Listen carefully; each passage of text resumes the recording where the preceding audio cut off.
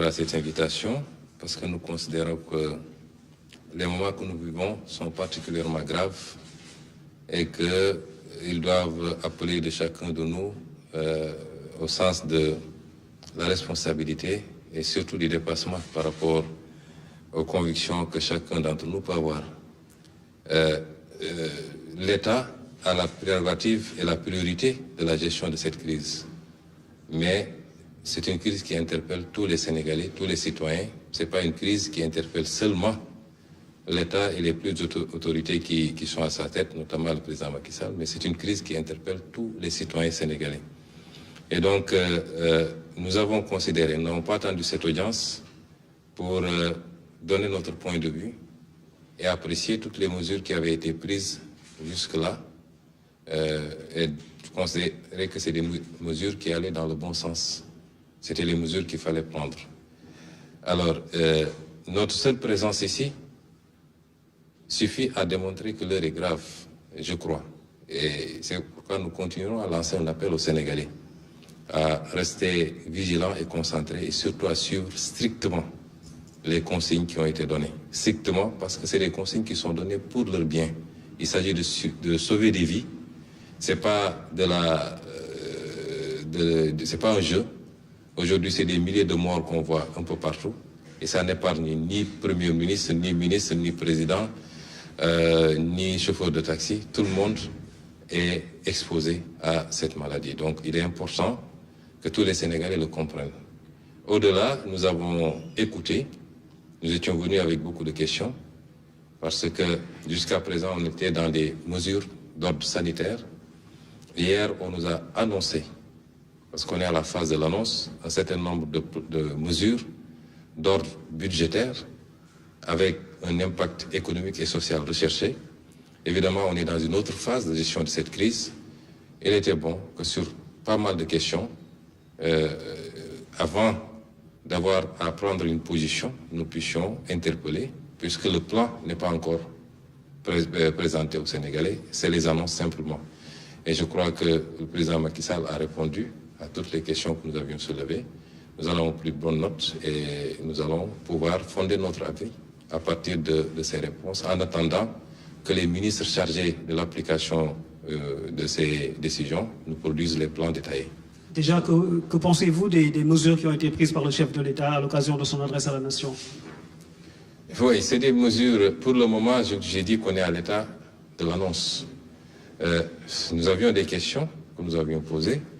La première, c'était la nature de l'état d'urgence. Est-ce qu'elle est générale ou est-ce qu'elle est d'ordre strictement sanitaire? Nous avons demandé au président de la République s'il envisageait d'aller au-delà en invoquant les dispositions de l'article 77 de la Constitution, parce que ça nous interpelle. Je ne vous dirai pas pourquoi maintenant. Nous avons considéré également qu'on n'a pas encore les détails sur qu'est-ce qui va alimenter ce fonds, 1000 milliards. Vous savez, aujourd'hui, nous n'avons pas de marche. La Banque centrale européenne a dégagé une enveloppe de 750 milliards d'euros. Le Fed aux États-Unis a dégagé une enveloppe de 500 milliards, mais la BCEAO ne peut pas dégager d'enveloppe parce que nous avons une contrainte liée à notre monnaie, simplement. Après, qu'est-ce qui reste? C'est de recourir au budget et reconnaître tous qu'il va falloir qu'on creuse le déficit. Il faut recourir au FMI, droits de tirage spéciaux. Peut-être on a 150 milliards à tirer là-bas, peut-être la Banque mondiale. Mais ensuite, il faut réorganiser notre budget. Mais nous voulons voir tous ces détails. Il faut de l'argent pour gagner une guerre. Il faut chercher cet argent. Nous avons été rassurés que l'argent, nous l'aurons. Après, où va cet argent? C'est aussi important. Il ne faut pas que cet argent soit dépensé simplement à acheter des 4x4 pour des soi-disant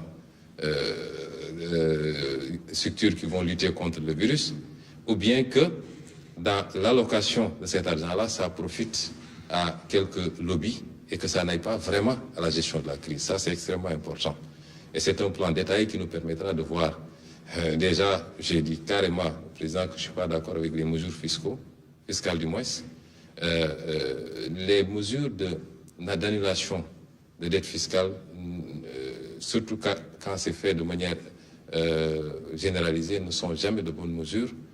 Vous ne pouvez pas mettre dans la même panier ceux qui ont carrément commis des crimes fiscaux, notamment collecter de la TVA et ne pas la reverser, ou collecter de l'impôt sur les salaires et ne pas reverser, avec ceux qui peut-être ont commis des erreurs de bonne foi, c'est des questions d'interprétation, etc., etc.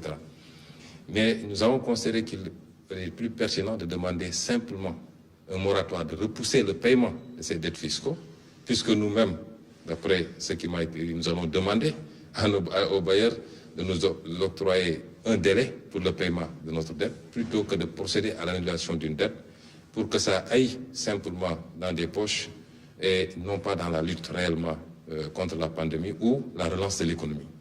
Ça, c'est les problématiques que nous avons posées. Nous avons considéré que les 50 milliards alloués aux mesures sociales nous semblent assez peu. Notamment, si vous avez une enveloppe de 1000 milliards, vous connaissez la situation du pays.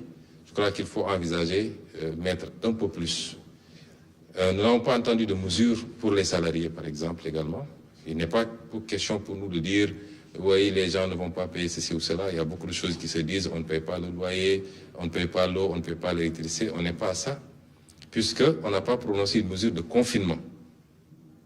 Les gens peuvent continuer plus ou moins à vaquer à leur occupation, mais il faut envisager des mesures pour accompagner ces pans, parce que beaucoup de gens dépendent de ces salariés.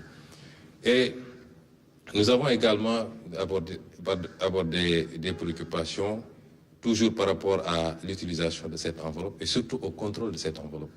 D'où la pertinence de la question sur le recours à l'article 77 de la Constitution. Nous considérons qu'il faut absolument, évidemment, nous sommes en crise, ça justifie cette solidarité et qu'on mobilise les fonds, mais en aucun cas, il ne faudrait qu'un seul franc destiné à ce combat se retrouve ailleurs que de droit. Et ça, c'est extrêmement important. Et c'est une gestion transparente et rigoureuse qui nous le permettrait. Nous ne voudrons pas que la crise serve à justifier un certain nombre de comportements et que l'argent qui a été mobilisé et qui sera dans tous les cas payé par les Sénégalais, il faudra un effort national, un sacrifice pour que cet argent-là soit payé par les Sénégalais. Il ne faut pas que cet argent-là se retrouve ailleurs que dans la lutte contre le virus, mais également dans la relance de l'économie qui sera impactée par cela et surtout dans les mesures d'appui sociaux.